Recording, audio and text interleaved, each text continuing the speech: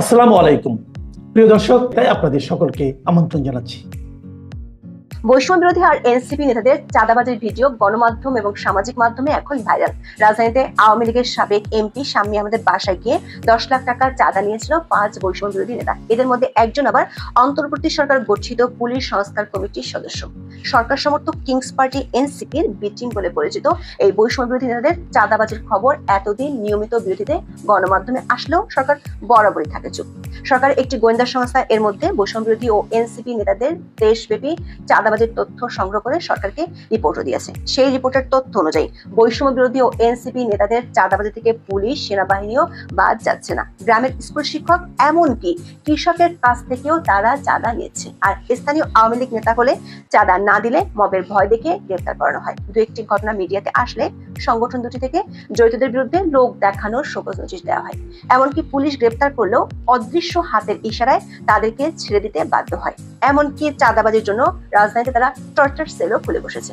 গোয়েন্দা রিপোর্টটিতে মার্চ থেকে গত 5 মাসে কমপক্ষে 25টি বড় চাঁদাবাজির ঘটনা উল্লেখ করা হয়েছে।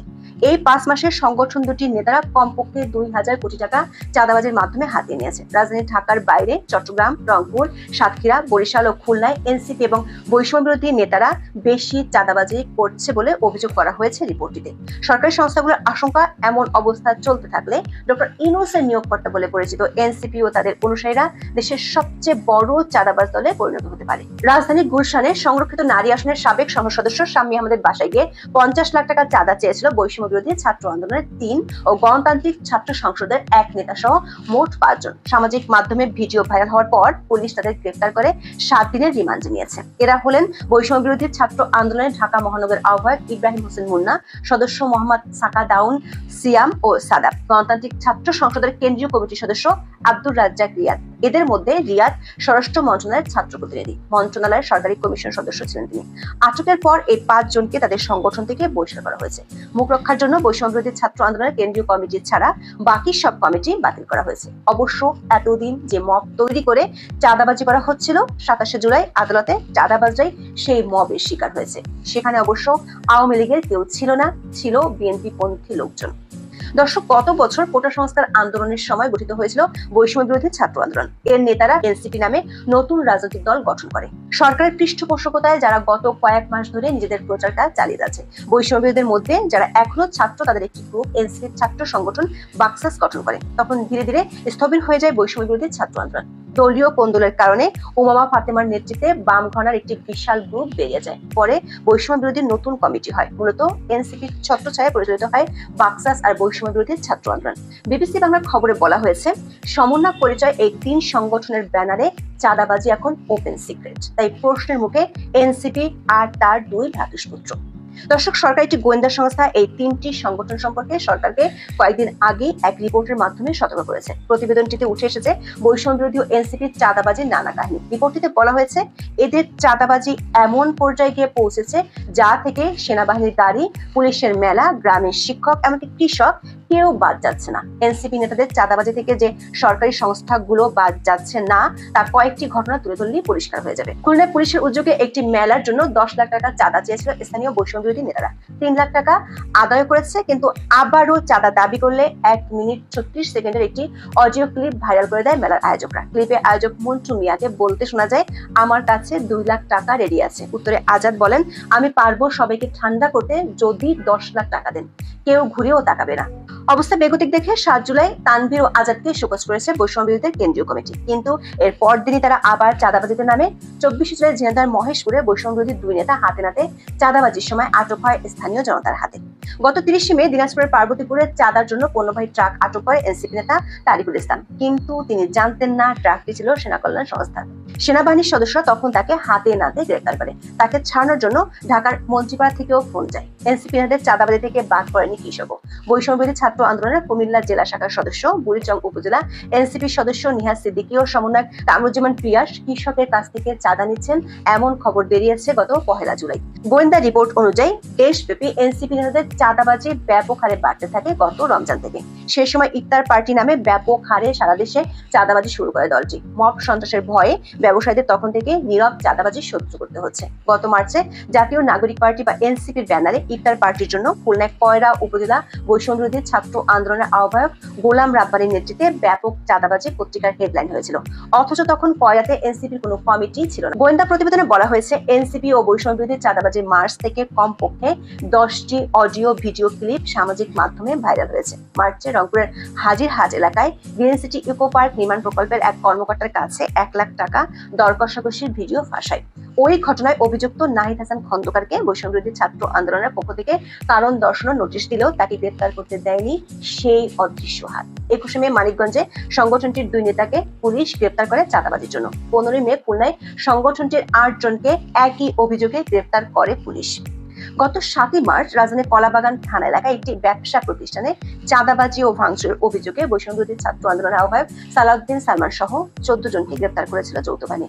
তাদেরকে কলাবাগান থানায় হস্তান্তর করার পর মামলা হয়েছিল, কিন্তু অদৃশ্য হাতের ইশারায় তারা ছাড়া পেয়ে যায়। গোয়েন্দা প্রতিবেদনে বলা হয়েছে, মবের ভয় দেখিয়ে ত্রাস তৈরি করে চাঁদা আদায়ের কৌশল অ্যাপ্লাই করছে সংগঠন দুটির নেতারা। 6 জুলাই চট্টগ্রামে চাঁদা না পেয়ে মব তৈরি করে মেঘনা পেট্রোলিয়ামের কর্মচারী ও জামাত নেতা নওশেদ জামালকে মারধর করে পুলিশের হাতে তুলে দেয় বৈষম্য বিরোধী নেতারা। আবার মব তৈরির মাধ্যমে চাঁদাবাজি করতে গেলে পুলিশ যখন ধরে তখন তাদের থানায় গিয়ে ছাড়িয়ে আনেন এনসিপি নেতারা। প্রতিবেদনটিতে বলা হয়েছে, বৈষম্য বিরোধী ছাত্র আন্দোলন এবং এনসিপি নেতাদের চাঁদাবাজির প্রতিবাদে স্থানীয় পর্যায়ে অনেকেই সংগঠন দুটি থেকে পদত্যাগ করে প্রতিবাদ জানিয়েছেন। গত 1 জুন বরিশালে বৈষম্য বিরোধী ছাত্র আন্দোলনের মুখ্য সংগঠক সহ 3 নেতা পদত্যাগ করেন।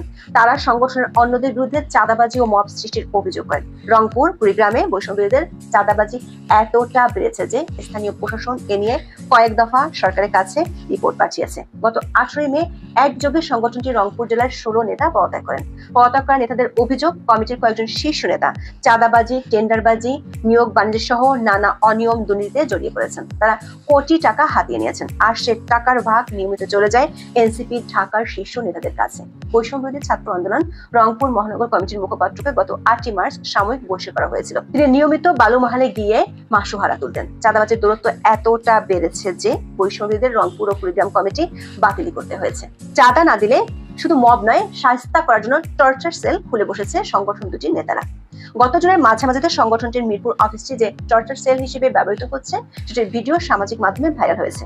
টর্চার সেলের ব্যবসায়ীদের ধরে এনে নির্যাতন করে ব্ল্যাঙ্ক চেক ও স্ট্যাম্পের স্বাক্ষর করিয়ে নেওয়া হয়। এর হোতা হলেন বৈষম্য বিরোধী ছাত্র আন্দোলনের ঢাকা মহানগর যুগ্ম আহ্বায়ক সাদমান সানজিদ ও রিফাতুল হক শাওন। একটি বেসরকারি টিভি চ্যানেলে এ নিয়ে সংবাদ প্রচার হলেও না পুলিশ না সরকার কেউই তাদের বিরুদ্ধে ব্যবস্থা নেয়নি। নিবে কিভাবে? এই 2 জন এনসিপি নেতা নাহিদ ইসলামের অত্যন্ত ঘনিষ্ঠ বলে পরিচিত। এই পরিচয় স্থানীয় বৈষম্য বিরোধীরা শুধু চাঁদাবাজি নয়, সরকারি অফিসে চাপ প্রয়োগ করে বদলি আর নিয়োগ বাণিজ্য করে বেড়াচ্ছে। গ্রেপ্তার তো দূরের কথা, পরের দিন এই গ্রুপটি সংবাদ সম্মেলন করে হুমকি দেয় তাদের কেউই কিছু করতে পারবে না। আমাদের হাতে আসা শাহালি থানার একটি ভিডিওতে দেখা যাচ্ছে বৈষম্য বিরোধী নেতারা কিভাবে থানা পুলিশের উপর এক হাত দিচ্ছেন। যারাই চাঁদাবাজি করতে ধরা পড়েছেন তাদের সাথে এনসিপি নেতা নাহিদ হাসনাতের হাস্যজ্জ্বল ছবি সামাজিক মাধ্যমে ছড়িয়ে পড়তে দেখা গেছে। গত 13 জুলাই ঝালকাঠিতে এসে পথসভায় বেশ বড় গলায় এনসিপি নেতা নাহিদ ইসলাম বলেছেন, যারা চাঁদাবাজির রাজনীতি করতে চায় তাদের বিদায় হবে হাসিনার মতো। অথচ সেদিনই এনসিপির এক নেতার চাঁদাবাজির ভিডিও ভাইরাল হয়েছিল।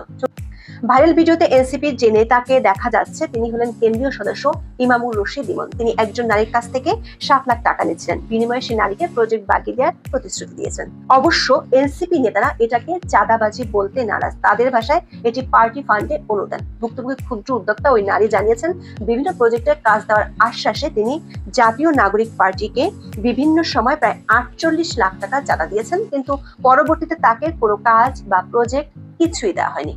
এনসিপি নেতারা যখনই বলেন তাদের দলে চাঁদাবাজদের জায়গা হবে না, তার পরপরই হাতে নাতে দলীয় চাঁদাবাজরা ধরে পড়ে। গত 25 জুলাই সিলেটে বসে বাংলাদেশের চাঁদাবাজ, সন্ত্রাসী ও সিন্ডিকেটের কোনো স্থান নেই এমন হুঁশিয়ারি উচ্চারণ করেছেন জাতীয় নাগরিক পার্টির মুখ্য সংগঠক নাসিরউদ্দিন পাটোয়ারি। একদিন আগে হবিগঞ্জে নাহিদ ইসলাম বলেছিলেন চাঁদাবাজ, দখলবাজের সংস্কৃতি ফিরে এসেছে। অথচ 26 জুলাই গুলশানে ধরা পড়লো তার দলেরই 5 জন, যাদের সাথে নাহিদ ইসলামের হাসি খুশি ছবি বেশ ভাইরাল হয়েছে। ধরা পড়লে পুলিশ থেকে ছাড়িয়ে নেওয়ার জন্য মব তৈরি করা হয় আসে অদৃশ্য টেলিফোন। 28 মার্চ বন্দরনগরীর চট্টগ্রামের একটি ব্যবসা প্রতিষ্ঠানে চাঁদাবাজির সময় 2 ছাত্র সমন্বয়ককে আটক করে পুলিশের কাছে দিয়েছিল স্থানীয়রা, কিন্তু সেই অদৃশ্য টেলিফোনে পুলিশ তাদেরকে ছেড়ে দেয়। 6 জুন চট্টগ্রামে সরকারি অফিসে এনসিপি নেতার চাঁদাবাজির ভিডিও ভাইরাল হয়। উপরের নির্দেশে তার বিরুদ্ধে কোনো ব্যবস্থা নিতে পারেনি আইন শৃঙ্খলা বাহিনীর সদস্যরা। 28 মে টঙ্গীতে এক আওয়ামী লীগ নেতার বাড়িতে গিয়ে বৈষম্যবিরোধী এক নেতার চাঁদা দাবির ভিডিও এখন ঘুরছে নেট দুনিয়ে। সেই ভিডিওতে এক সমন্বয়কের 20 লাখ টাকা চাঁদা দাবির তথ্য উঠে আসে।